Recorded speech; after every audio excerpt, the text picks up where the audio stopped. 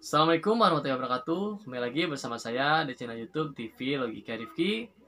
Pada kesempatan kali ini, saya akan memberikan kisi-kisi atau soal tes wawancara PPS Pemilu 2024. Nah, apa aja sih kisi-kisi soal untuk tes wawancara pemilu di tahun 2024 bagi anggota PPS yang ingin menjadi anggota PPS atau panitia pemungutan suara pada tahun 2024. Nah, di sini saya akan menjelaskan untuk kisi-kisi wawancaranya.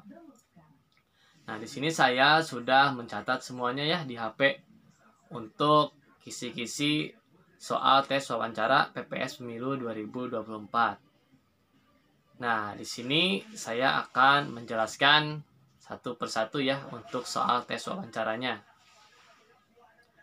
Nah, yang pertama yaitu untuk tes wawancara PPS atau panitia pemungutan suara. Nah, biasanya penguji akan memberikan pertanyaan kepada kita, yaitu ceritakan tentang diri Anda. Ceritakan tentang diri kalian ya. Misalnya nama, terus alumni sekolah, kalian lulusan di mana, lulusan apa, terus pekerjaan kalian apa sebelum masuk anggota panitia pemungutan suara atau seleksi panitia pemungutan suara ya. Sebelumnya kalian pekerjaannya apa, sebutkan aja. Apabila kalian belum punya pekerjaan, sebutkan aja pengangguran atau apa gitu. Biasanya juga akan menanyakan tentang pengalaman kalian juga. Intinya kalian jelaskan secara rinci aja dan secara santai aja ya, jangan grogi atau tegang ketika tes wawancara. Nah, itu untuk menceritakan tentang diri kalian ya. Nanti penguji biasanya bakal menanyakan tentang itu, tentang profil diri kalian. Nah, selanjutnya yaitu yang kedua, selain pendidikan formal, apakah Anda memiliki keterampilan lain? Nah, penguji bakal menanya seperti itu. Kalian jawab aja ya, ceritakan tentang keterampilan kalian yang kalian miliki. Misalnya, mengoperasikan komputer dengan berbagai programnya seperti Microsoft Word, Microsoft Excel, Microsoft PowerPoint, Photoshop, atau keahlian yang lainnya seperti edit video. Nah, sebutkan aja ya keterampilan kalian. Atau hobi kalian juga bisa disebutkan.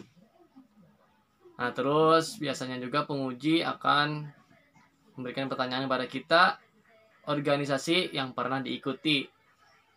Nah, organisasi yang pernah kalian ikuti, misalnya kalian ketika masih kuliah atau masih sekolah di SMA ya, bisa jelaskan sama kalian yang pernah kalian ikuti berorganisasi ya. Nah, seperti itu. Atau organisasi di masyarakat ya. Kalian sebutkan aja pernah mengikuti organisasi di masyarakat apa aja. Seperti itu ya. Nah, selanjutnya apa kelebihan dan kekurangan Anda? Nah, kalian sebutkan aja ya. Seperti ini jawabannya. Kelebihan saya adalah jujur, cepat belajar, dan pekerja keras.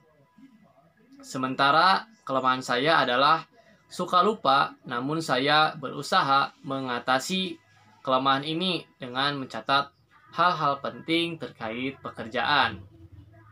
Nah, itu ya kalian jawabnya dengan percaya diri. Nah, selanjutnya yang nomor 4, apakah Anda memiliki hubungan yang baik dengan rekan kerja? Nah, kalian jawab aja, ya, saya pikir hubungan saya dengan semua rekan kerja saya berjalan dengan baik. Memang pernah saya mengalami masalah dengan seseorang rekan kerja terkait pembagian tanggung jawab. Namun, kami menyelesaikannya dengan cara berdiskusi, bermusyawarah, sehingga kami memiliki tanggung jawab masing-masing yang jelas. Nah, seperti itu ya kalian jawabnya. Nah, untuk selanjutnya yaitu yang nomor 5. Apakah Anda lebih senang bekerja seorang diri atau dalam tim? Nah, kalian jawab aja ya. Seperti ini. Meskipun saya lebih senang bekerja sendiri, saya dapat bekerja dalam tim apabila benar-benar dibutuhkan. Nah, seperti itu ya. Selanjutnya yang nomor 6. Jika Anda diharuskan bekerja di dalam tim, posisi apa yang Anda pilih? Nah, kalian jawab aja.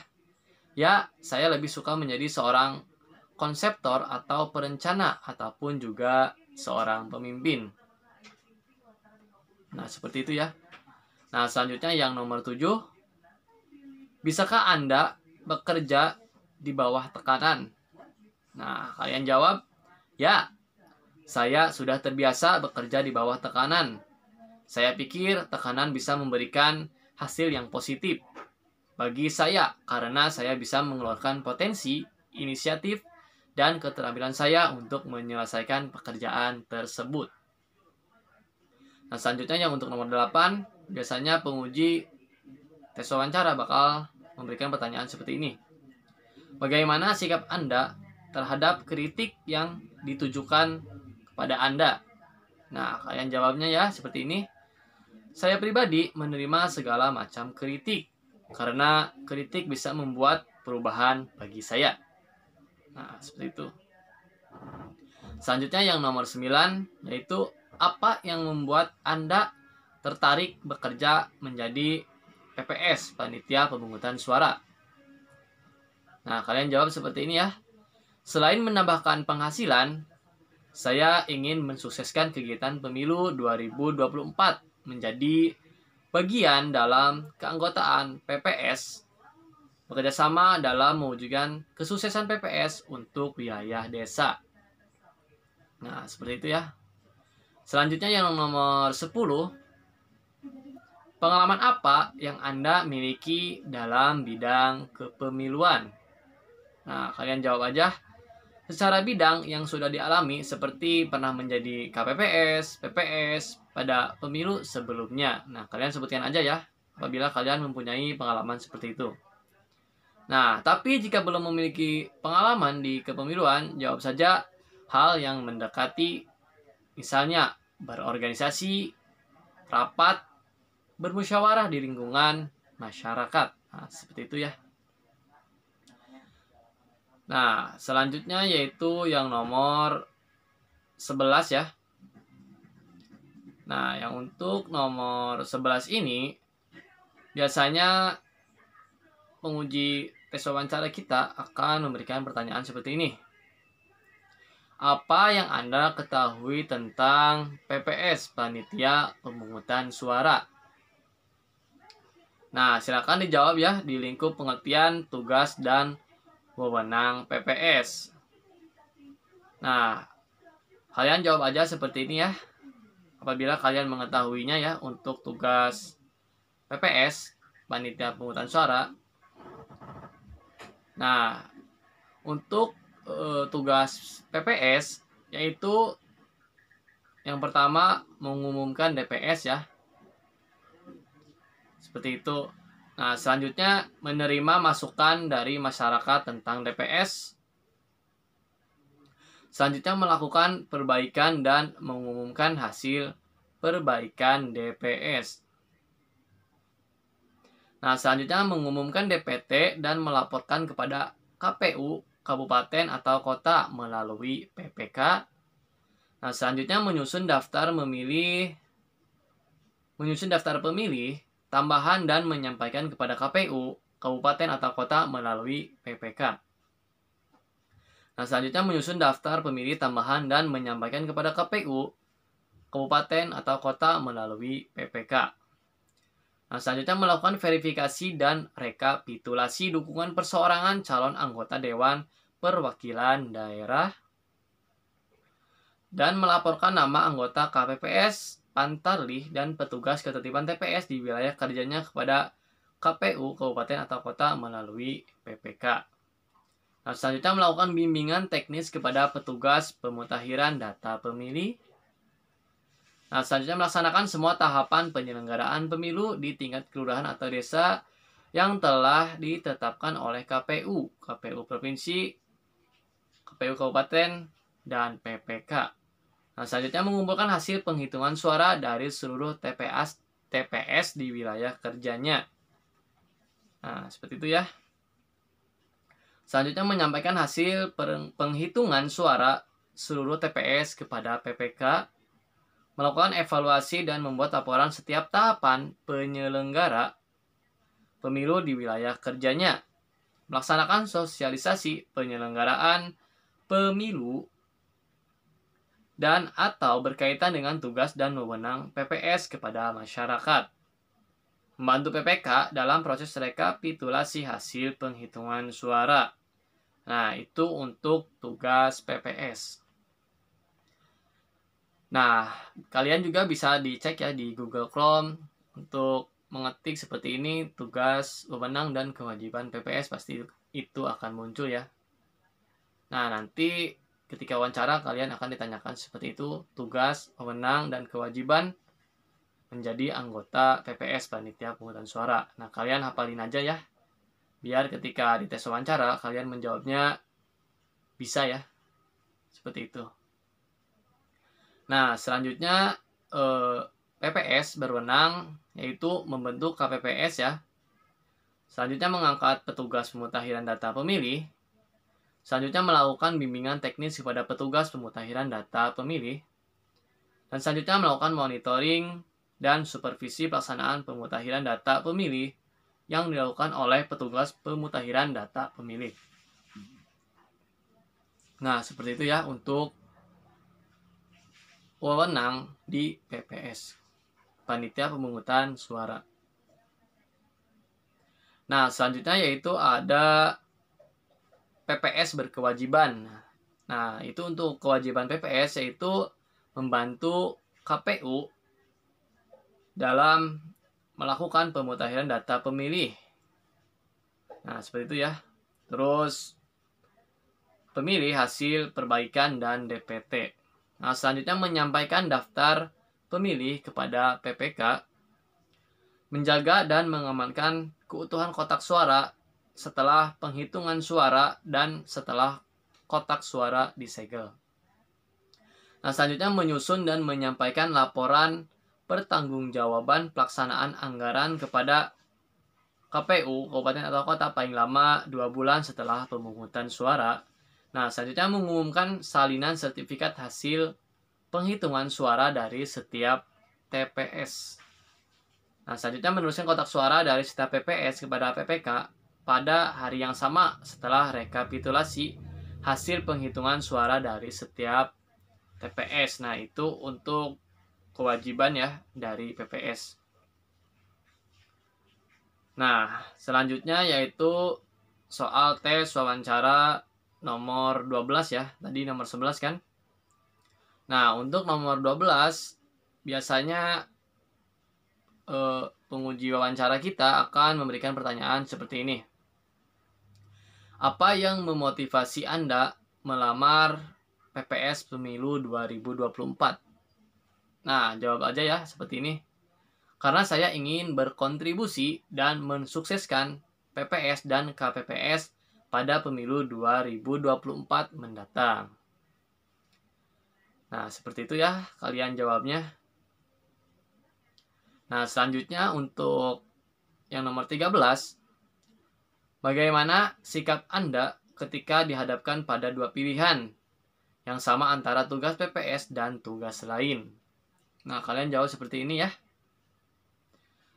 Kami akan mengutamakan tugas PPS daripada tugas yang lainnya.